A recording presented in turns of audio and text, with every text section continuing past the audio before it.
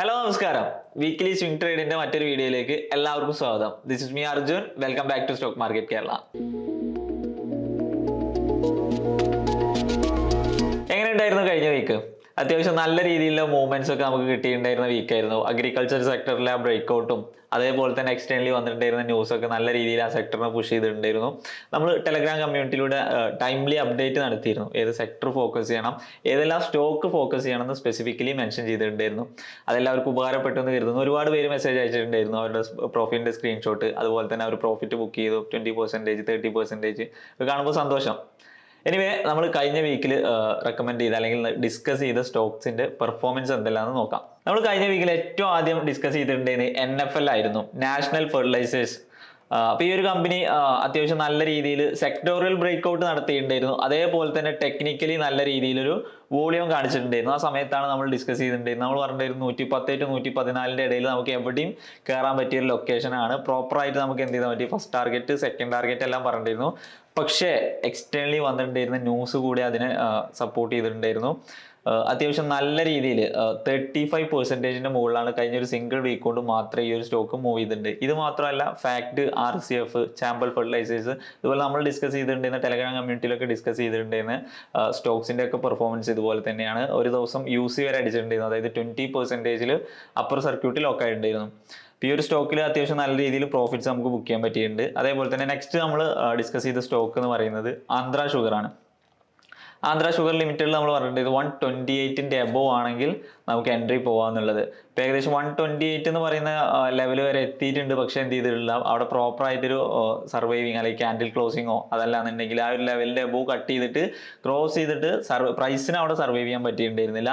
Anyway, നമുക്ക് ഇപ്പോഴും ഇത് കൺസിഡർ ചെയ്യാൻ പറ്റും. ഈ ഒരു ലെവൽ ലാസ്റ്റ് വന്നിട്ടുള്ള ഹൈ 128.4 അല്ലെങ്കിൽ 128.5 എന്ന് പറയുന്ന പ്രൈസ് ക്രോസ് ചെയ്യണമെന്നുണ്ടെങ്കിൽ നമുക്ക് ഇപ്പോഴും ഒരു എൻട്രി പോസിബിൾ ആണ്. ഇനി ഒരു റിസ്ക് ടേക്കേഴ്സിനാണെന്നുണ്ടെങ്കിൽ നിലവിലെ മാർക്കറ്റ് പ്രൈസിൽ എൻട്രി ചെയ്യാൻ പറ്റും. 110 താഴെ അല്ലെങ്കിൽ 113 താഴെ സ്റ്റോപ്പ് കീപ്പ് ചെയ്തിട്ട് നമുക്ക് കയറാൻ പറ്റും. അത്യാവശ്യം ബുള്ളിഷ് ആയിട്ടുള്ള മൂവ് കിട്ടണമെന്നുണ്ടെങ്കിൽ നമ്മൾ എക്സ്പെക്ട് ചെയ്യുന്ന ഒരു ടാർഗറ്റ് ഒക്കെ ആണെന്നുണ്ടെങ്കിൽ 150 ഒക്കെ ആണെന്നുണ്ടെങ്കിൽ ഈ ഒരു ലെവൽ ക്രോസ് ചെയ്യട്ടെ, എന്നിട്ട് നമുക്ക് കയറിയാൽ മതി. റിസ്ക് ടേക്കേഴ്സിനോടാണ് ഞാൻ പറഞ്ഞത് ഈ ലെവൽ ഇപ്പോൾ നിൽക്കുന്ന പ്രൈസിൽ നമുക്ക് കയറാന്നുള്ളത്. നെക്സ്റ്റ് നമുക്ക് നമ്മളെ വാച്ച് ലിസ്റ്റിൽ ഉണ്ടായിരുന്നത് കൊച്ചിൻ ഷിപ്പ്യാർഡാണ്. പലപ്പോഴായിട്ട് എൻട്രി ചെയ്ത് എന്നോട് പലരും ചോദിച്ചു എന്തെങ്കിലും ഫേവറേറ്റ് ആയിട്ടുള്ള കാര്യമുണ്ടോ കൊച്ചിൻ ഷിപ്പ്യാർഡിൽ. ഒരിക്കലല്ല, ടെക്നിക്കൽ അനാലിസിസ് മാത്രമാണ് ഞാൻ നോക്കിയിട്ടുണ്ടായിരുന്നത്.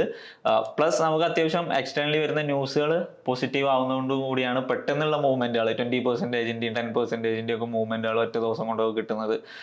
പിന്നെ വോളിയം, പ്രൈസിനെ നമുക്ക് മാനിപ്പുലേറ്റ് ചെയ്യാൻ പറ്റും, വോളിയത്തെ നമുക്ക് മാനിപ്പുലേറ്റ് ചെയ്യാൻ പറ്റില്ല എന്ന് പറയാം.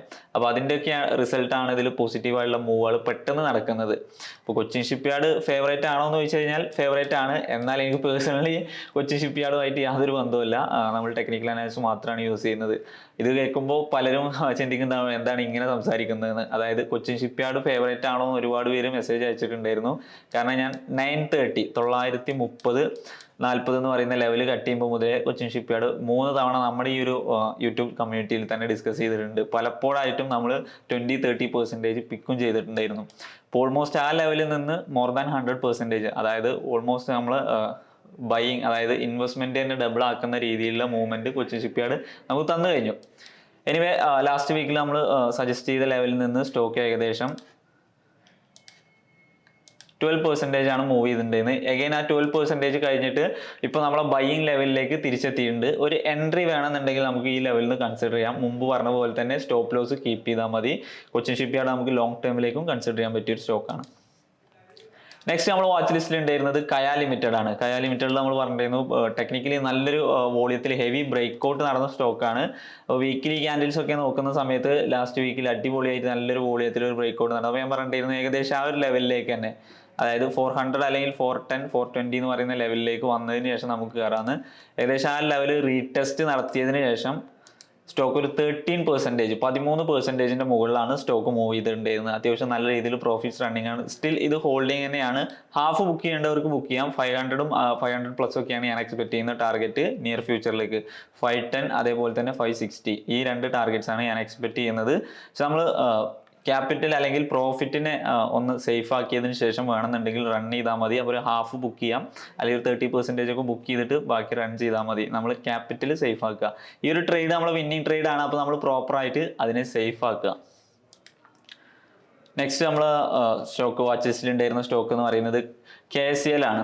KCLും ഏകദേശം നമ്മൾ ഫസ്റ്റ് ടാർഗറ്റിന്റെ മുകളിൽ വരെ പ്രൈസ് പോയിട്ടുണ്ട്. അതായത് 1000 റുപ്പീസ് ആയിരുന്നു നമ്മൾ പറഞ്ഞിരുന്നത്. നമ്മൾ ലെവലിന് അതായത് 1000നെ ക്രോസ് ചെയ്തിട്ടാണ് സ്റ്റോക്ക് നിൽക്കുന്നത്. അഗൈൻ സ്റ്റോക്ക് എന്ത് ചെയ്യുന്നുണ്ട്, താഴേക്കൊരു മൂവ്മെന്റ് ആണ് ലാസ്റ്റത്തെ ദിവസം കാണിച്ചിട്ടുണ്ടായിരുന്നത്. പക്ഷേ നമ്മൾ എക്സ്പെക്ട് ചെയ്ത ആ ഒരു മൂവ് നമുക്ക് ഓൾറെഡി അവിടെ കിട്ടിയിട്ടുണ്ട്. 10% മുകളിലാണ് ലാസ്റ്റ് വീക്കിൽ സ്റ്റോക്ക് മൂവ് ചെയ്തിട്ടുള്ളത്.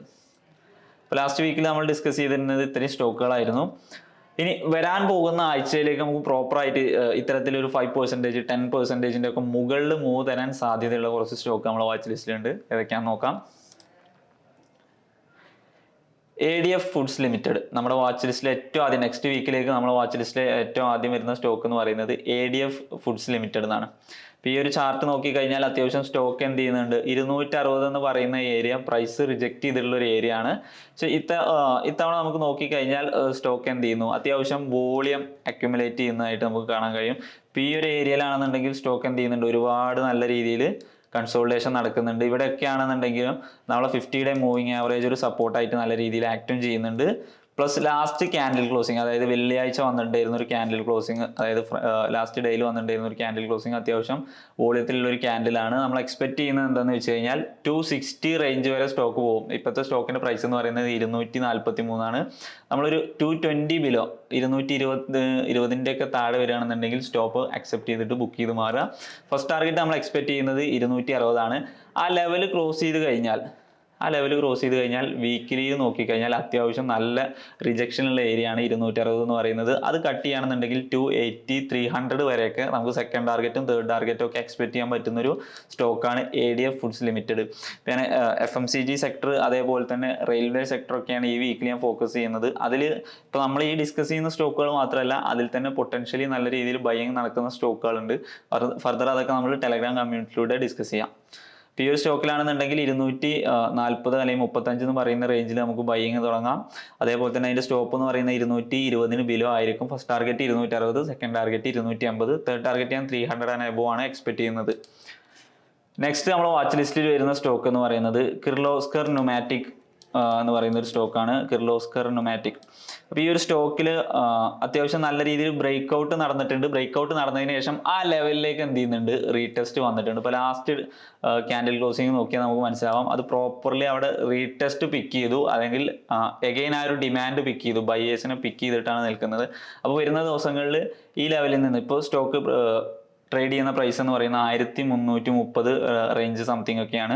അപ്പോൾ നമ്മൾ എക്സ്പെക്ട് ചെയ്യുന്നത് ഈ 1300 to 330 ഇടയിൽ നമുക്ക് ബൈയിങ് നോക്കാം. 1400 നമ്മളെ ഫസ്റ്റ് ടാർഗറ്റ്, ഓൾറെഡി ക്രിയേറ്റ് ചെയ്തിട്ടുള്ള ഹൈ ആയിരിക്കും നമ്മളെ ഫസ്റ്റ് ടാർഗറ്റ്. നമ്മൾ സ്റ്റോപ്പ് ലോസ് എന്ന് പറയുന്നത് 1200 ബിലോ ആണ്. നമ്മൾ സെക്കൻഡ് ടാർഗറ്റ് എന്ന് പറയുന്നത് 1480, അതേപോലെ തന്നെ 1500 പ്ലസ് ഒക്കെയാണ് നമ്മൾ ടാർഗറ്റ് എക്സ്പെക്ട് ചെയ്യുന്നത്. ഫസ്റ്റ് ടാർഗറ്റ് എപ്പോഴും സൂക്ഷിക്കണം, കാരണം അവിടെ നിന്ന് റിജക്ട് ചെയ്തിട്ട് പ്രൈസ് താഴേക്കാണ് വരുന്നതെങ്കിൽ ബുക്ക് ചെയ്ത് മാറാം.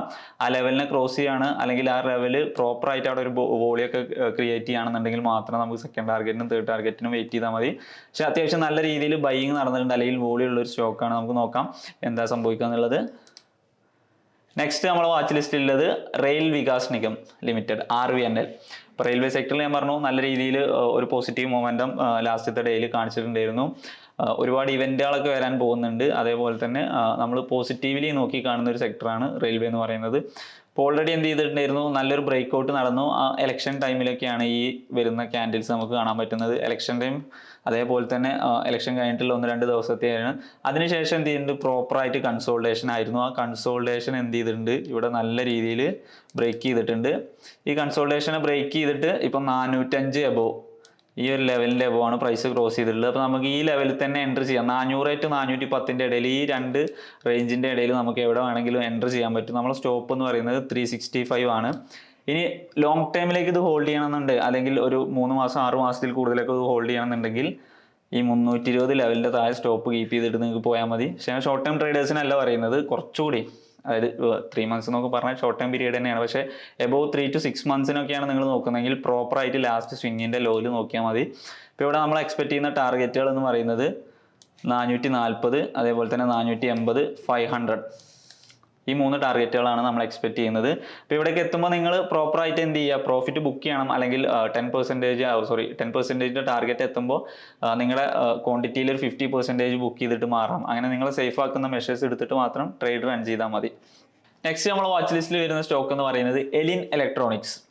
ഈ ഒരു സ്റ്റോക്കിന്റെ ഡെയിലി ടൈം ഫ്രെയിം നോക്കുകയാണെന്നുണ്ടെങ്കിൽ സ്റ്റോക്ക് എന്ത് ചെയ്തിട്ടുണ്ട്, നല്ല രീതിയിലൊന്ന് ഡൗൺഫോൾ, ചെറിയ രീതിയിലൊന്ന് ഡൗൺഫോൾ വന്നതിന് ശേഷം ഒരു സൈഡ് വൈസ് മൂവ്, ഒരു ലോങ്ങർ ടൈം പീരീഡിൽ സൈഡ് വൈസ് മൂവ് ആണ്. അതായത് 2023 തൊട്ടിട്ടൊക്കെ ലോങ്ങർ ടൈം ഫ്രെയിമിൽ നല്ല രീതിയിൽ സൈഡ് വൈസ് ആയിരുന്നു. അപ്പോൾ ആ ഒരു റെസിസ്റ്റൻസിനെയാണ് ബ്രേക്ക് ചെയ്തിട്ടുള്ളത്. 200 എന്ന് പറയുന്ന ലെവൽ, 195 അല്ലെങ്കിൽ 200 എന്ന് പറയുന്ന ലെവലിനെ പ്രോപ്പറായിട്ട്, അതായത് ഒരു 1 ഇയറിന്റെ ഒക്കെ ഒരു റെസിസ്റ്റൻസ് ആണ് ഇവിടെ ബ്രേക്ക് ചെയ്തിൽ നിൽക്കുന്നത്. ഈ ലാസ്റ്റ് ക്യാൻഡിലാണെന്നുണ്ടെങ്കിൽ അത്യാവശ്യം നല്ല രീതിയിലുള്ള ഒരു ബ്രേക്ക് ഔട്ടും ആണ്, നമുക്ക് കൺസിഡർ ചെയ്യാൻ പറ്റുന്ന രീതിയിലുള്ള ഒരു ബ്രേക്ക് ഔട്ടാണ്.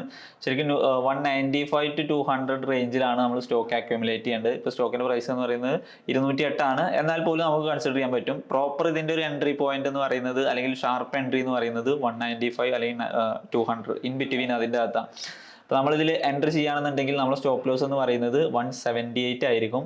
178, 179 താഴെയാണ് നമ്മൾ സ്റ്റോപ്പ് വരുന്നത്.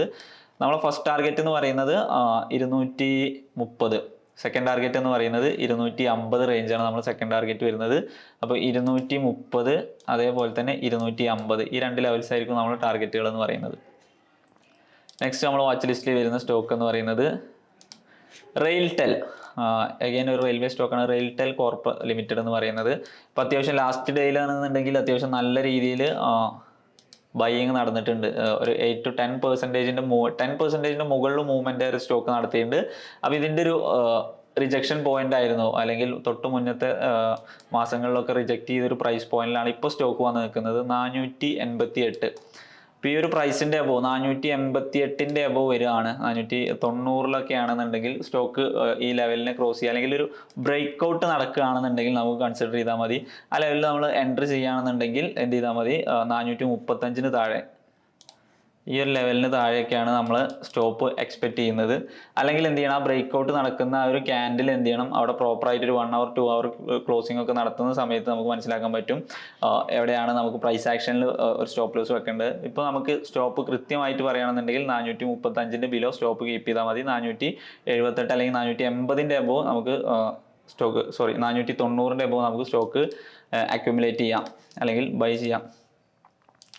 ഇപ്പോൾ ഈ ഒരു റേഞ്ചിൽ നിന്ന് നമ്മൾ ബൈ ചെയ്യുകയാണെന്നുണ്ടെങ്കിൽ നമ്മളൊരു പ്രോപ്പറായിട്ടുള്ളൊരു ടാർഗറ്റ് എക്സ്പെക്റ്റേഷൻ എന്ന് പറയുന്നത് നമുക്ക് 550, അതേപോലെ തന്നെ 600, 625. ഇപ്പോൾ ഈ ഞാൻ പറയേണ്ടിയിരുന്ന ഒരു 3 target, first target, second target, third target എന്നിങ്ങനെ പറയുന്നത് നമ്മൾ റിസ്ക് കപ്പാസിറ്റിക്ക് അനുസരിച്ചാണ്. നമുക്ക് റൺ ചെയ്യണമെന്നുണ്ടെങ്കിൽ നമ്മൾ ക്യാപിറ്റലിന് സേഫ് ആക്കുന്ന മെഷേഴ്സ് എടുത്തിട്ട് മാത്രമേ റൺ ചെയ്യാൻ പറ്റത്തുള്ളൂ. നമുക്കൊരു 550, അതേപോലെ തന്നെ 580, 600 ഈ ലെവൽസ് ആയിരിക്കും നമ്മൾ ടാർഗറ്റുകൾ എന്ന് പറയുന്നത്. സ്റ്റോപ്പ് ലോസ് എന്ന് പറയുന്നത് 435 ബിലോ ആണ് നമ്മൾ കീപ്പ് ചെയ്യുന്നത്.